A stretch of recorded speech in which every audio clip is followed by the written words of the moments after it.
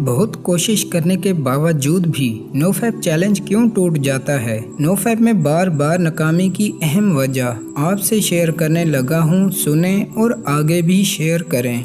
NoFap challenge में बार बार नाकामी की वजह यह है कि जब आप तौबा कर लेते हैं और बुरे कामों से बचने का पुख्ता अहद कर लेते हैं, उस वक्त शैतान को झटका लगता है कि ये बंदा मेरे हाथ से निकल रहा है, किसी तरह मैं इसे काबू करूं। क्योंकि इंसान के तौबा करने से पहले शैतान मेहनत नहीं करता, बस वो एक इशारा करता है और आप गुनाह करने लग जाते हैं। लेकिन तौबा करने के बाद शैतान को मेहनत करनी पड़ती है। आपने जैसे नोफैप चैलेंज शुरू किया, आप कुछ दिन कंट्रोल करते हैं, मगर शैतान मौके की तलाश में रहता है। उसे आपकी तमाम कमजोरियों का पता होता है। बस शैतान मौका देखते ही पहला वसवसा ये डालता है कि थोड़ा टाइम पास करने के लिए सिर्फ फेसबुक देख लूं या यूट्यूब पर कुछ भी, लेकिन गंदी फिल्म नहीं देखनी। जैसे ही आप फेसबुक या कुछ और ओपन करते हैं तो सामने कुछ न कुछ आ जाता है,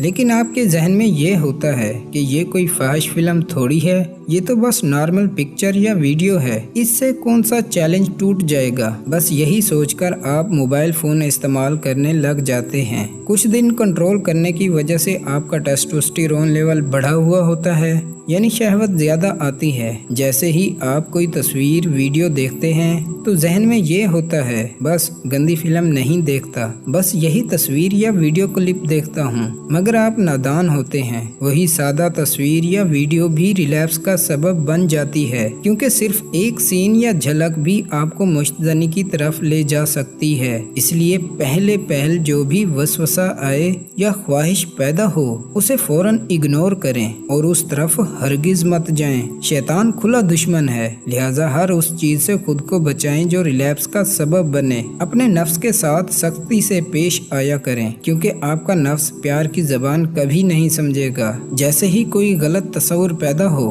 खुद से सख्ती किया करें कि नहीं, ऐसा हरगिज नहीं, बल्कि इसका उलट किया करें। कुछ ऐसा किया करें जिससे नफ्स को सजा मिले, ताकि दोबारा उसकी ख्वाहिश ही ना करे। मसलन अगर आपको ये ख्वाहिश पैदा हो कि आप गाना सुने, तो आप फौरन नात या तिलावत सुने। फेसबुक पे कुछ देखने को मन करे तो आप मोबाइल फोन ऑफ करके घर पे रख कर बाहर चले जाएं। देखें, सबसे पहले आपको ख्याल आता है, उसके बाद फीलिंग आती है और फिर आप हरकत में आते हैं। शैतान और नफ्स की चालों को समझें और विल पावर स्ट्रॉन्ग करें। वीडियो अच्छी लगी है तो लाइक कर दें, दुआओं में याद रखिएगा। अस्सलामु अलैकुम।